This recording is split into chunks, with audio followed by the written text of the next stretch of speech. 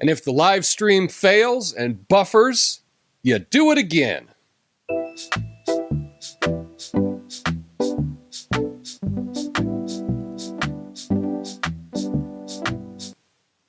Hey, you heard what the Democrats are doing this time?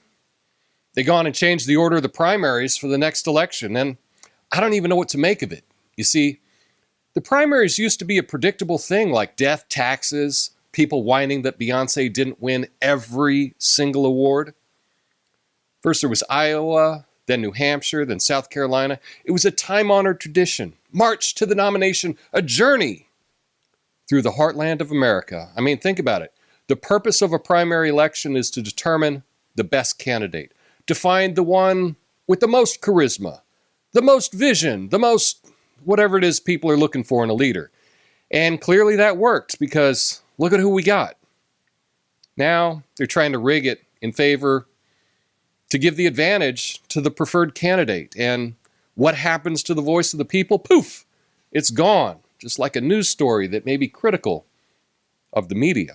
But now, all of a sudden, they're shuffling it up like a bad playlist. They've moved Iowa to the back of the line, put South Carolina right up front, New Hampshire nowhere to be found. It's like they're playing cup and balls with the democratic process, and not the street performer cup and balls. No, actually cupping our balls. And don't even get me started on Nevada. I don't even know what's going to happen with them. If we really wanted to be fair, if we really wanted to give everyone an equal shot, they would choose the order of the primaries the same way they picked the numbers in Powerball. You know, randomly, fairly, honestly, out in the open. But no, they've gone and rearranged the schedule to suit their own needs. They claim it's to give more diverse states a voice. Yeah, and let's be real. It's all about trying to rig the system, manipulate the outcome to make sure they get the establishment candidate they want. Well, let me tell you something, folks. The American people are not fools. Okay. Some American people are not fools. They see through the charade. They know when they're being played. But here's the thing, folks. It doesn't matter what order the Democrat primaries are in. It doesn't matter if you start with a smaller state or a larger state. It doesn't matter if you got a bunch of primaries on the same day, spread them out over a few months. The end result's always the same. The end result is we end up with an establishment hack nominee who's the least unpopular. In democratic society, we don't need to cheat to win. We don't change the rules to suit our own needs. We play fair. We let the best man or woman win. That's what the country was founded on. That's what we should uphold. We should insist on fair and honest primary process. One that gives every candidate a fair chance to shine, because that's what America's about, and that's what we deserve. Unless, of course, if you're a Democrat, and you just change the rules as much as you want. But next time you hear about the Democrats changing the order of the primaries, just imagine them picking the numbers in Powerball. And if you can't do that, if they can't be fair, honest, transparent about what they're doing, then what hope do we have for a fair and honest election? That's the real joke. And it's not even very funny. My name is Tom Coffey. This is the Coffee and Nuance Show, the best censored commentary and news show live right now. Flame on.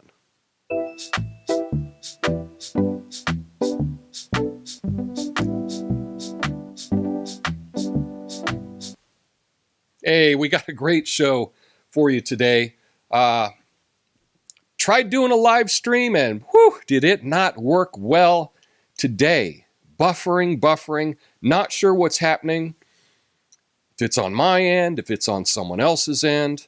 I did get a nice offer from my friend Josh, who gave me a call and said, "You want my Starlink?" I'm like, "Oh, hell yeah. Let's get the Starlink in this. Let's be totally uninterrupted. Comcast, you can't stop this show." So that's going to be cool. That's going to be in the near future. But yeah, we're going to talk about the new primaries with the Democrats. Talk about a fake live stream. A fake live stream that was used as an alibi for murder. Okay? And yeah. And then someone's made the claim that they figured out Bigfoot. We'll get to that. And lastly, we need some good news to pull us through. Free university, but not necessarily where you think it's going to be. So those are the stories I have for you today. Thank you for joining me on this recorded live stream. I think I'm going to take down the live stream that I attempted to do about an hour ago because, yeah, boy, it was a mess. But thanks for checking this one out, and let's get to the first story today, the Democratic primary shuffle.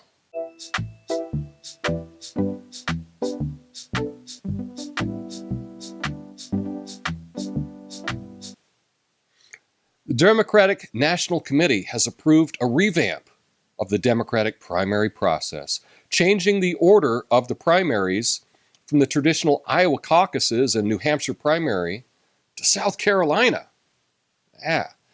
This change is aimed at reflecting the racial diversity of the Democratic Party and country. Logistical challenges remain, with New Hampshire officials vowing to hold the first primary despite opposition from some Democrats who argue the state law cannot be changed unilaterally. The Democrats' Rules and Bylaws Committee have given New Hampshire until early June to comply with the new calendar requirements. The reshuffling of early state orders could face issues, especially in Georgia and New Hampshire. So I find it very interesting that the states that an establishment guy like Joe Biden did horribly in, like Iowa, New Hampshire. No, we got to get rid of those. Back of the line. Let's move up a state that Joe Biden won to be the first in the country. Very suspect, if you ask me. Now, I don't think they're doing this for diversity. They're saying that it's for diversity, but to me it looks like, let's move up the states that we can control a whole lot better. Let's move those to the front because we certainly don't want to get embarrassed like we have the last couple elections by having some outsider do really well in the first states. That's what it appears to me, but what do I know, right? So that is interesting. I really do think if you did want to be fair about it, we don't have to have the same order every year. We can throw that tradition out, but we should be transparent about how we choose this, not some backdoor deal.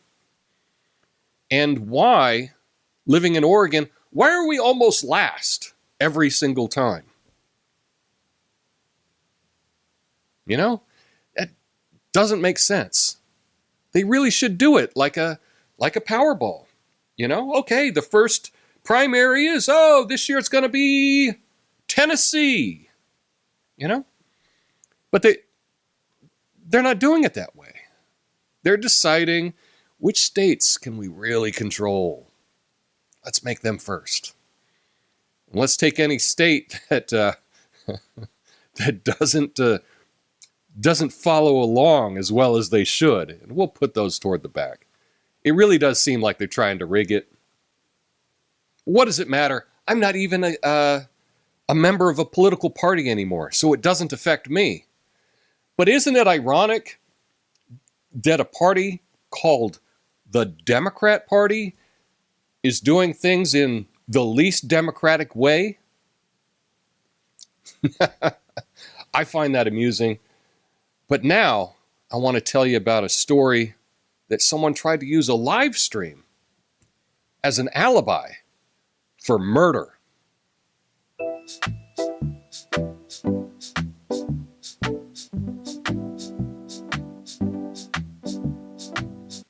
A YouTuber in the UK is accused of staging a fake live stream of himself playing Grand Theft Auto Vice City as an alibi for the murder of a 15-week pregnant woman. The prosecution claims that the live stream was pre-recorded on the night of the murder and that he used it to divert suspicion. He later admitted to police that the stream was recorded 4 days before the killing. In the hearing, prosecutors accused him of this being a sophisticated, calculated, cold-headed plot and claimed he was capable of deception. Now, the suspect left his phone at the house of the murder to record audio to see if they suspected him. His request for bail was denied, and a lawyer defending him argued that the details of the live stream were not a strong basis of suspecting him of murder. No, of course not. This is a very sad story, but it is a reminder that you cannot always count on a live stream working out the way you wanted it to. So, yeah, this guy thought he was so clever. He was so clever that he would record this live stream, and that's all the cover he needs. Turns out, when he recorded the live stream in it, he's like, "Oh, I don't know, something's wrong and I can't see the comments." Yeah. But everything else worked. There was no glitching, nothing else. But he was just unable to read the comments for that live stream. Not very believable, or not as good actors as we think we are. So now, I'm not asking for suggestions on alibis for murder, because that would be crazy.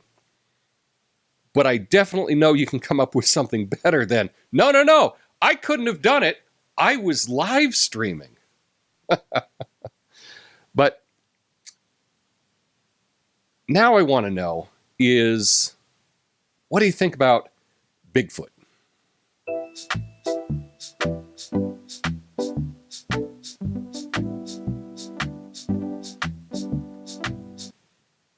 A data scientist named Flo Foxon argued that most Bigfoot sightings in the US and Canada are likely to be black bears walking upright on their hind legs.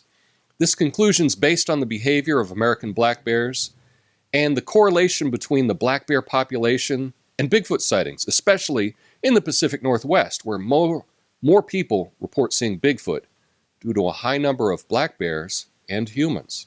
Foxon also mentioned that Sasquatch sightings in states without breeding black bear populations could be explained by the misidentification of other animals or humans. But in conclusion, they believe the Bigfoot phenomenon may be due to many bears. So, what do you think?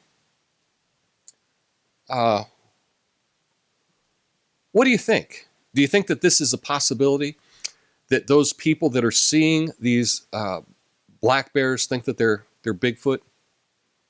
I think that's a good explanation. And if there is a strong correlation between black bear populations and Bigfoot sightings, it does kind of make sense.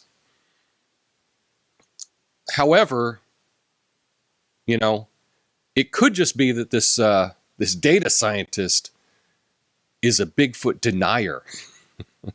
That's also a possibility. Let me know. What do you think? Do you think these Bigfoot sightings could be black bears? Let me know in the comments. But now, let's get to some good news. We need some good news on this Monday, especially after my live stream totally crapped out and did not work. So we need some good news. Let's get to it.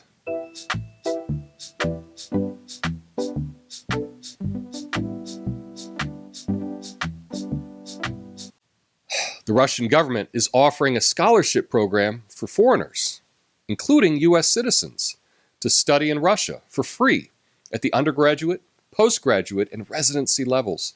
Russia has taken over the chairmanship of the Supreme Eurasian Economic Council. President Putin has spoken about expanding international links and contacts with countries in Asia Pacific, Middle East, Africa, Latin America.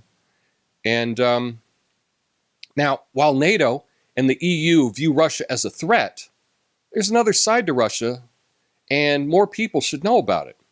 It's carrying out positive actions such as developing its agriculture sector, financing nuclear power deals in African countries, and giving scholarships to people from all over the world to come study in Russia.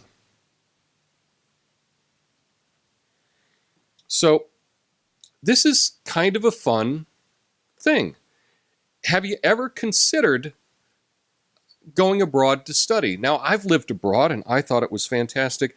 I don't think I would be very good in school if it weren't my first language, though. That would be tough. Some of us are better at that than others. I lived in Austria, and my German is pretty good, but I don't think I would do that well at a university level. Same thing if I were in France or if I were in Spain. While I may be okay at the language, I think it's a different thing at the university level. So I actually looked into this a Russian program, and it's actually kind of cool because they offer Russian language and culture programs. Like, here's an example here. Russian as a foreign language. You could go. It starts the end of June. It's a 2-month program. Learn Russian as a foreign language. It also includes cultural things. So they have some field trips as well. And from what I could tell looking into this, you get to stay at the university. They have an apartment for you. From what I understand, it looks like it's free. It's not free, but they give a scholarship and make it free for you to have an apartment, to study Russian language and culture for 2 months. That's the best time of the year if you're ever going to go to Russia. I mean, the end of June, July, August, that's a beautiful time to be there. I think this sounds like a fantastic opportunity. And I think it's interesting that we don't hear about these opportunities, or at least most of us don't hear about these opportunities here in the U.S. So that's why I wanted to share this with you. It is an opportunity. I'd actually consider doing this. It sounds like a fun summer. Now, I don't know if they would take someone as old as me. I don't know if you have to be young to be able to participate in this program. Man, that sounds like a fun 2 months. Go hang out in Moscow. Go learn the language. Sounds like an awesome summer vacation to me. Would you consider doing something like that? Let me know in the comments. That would be, I think it'd be a great summer. You turn around and time just flies by. So you might as well do something awesome with it. But that's all I have for you today. This is the re-record of my live stream because it didn't work out. But I hope you all have an awesome day. Be sure to hit that like button. I think we got 34 likes yesterday. So let's see if we can get a couple more today. I appreciate you more than you know. Have an awesome day. Peace.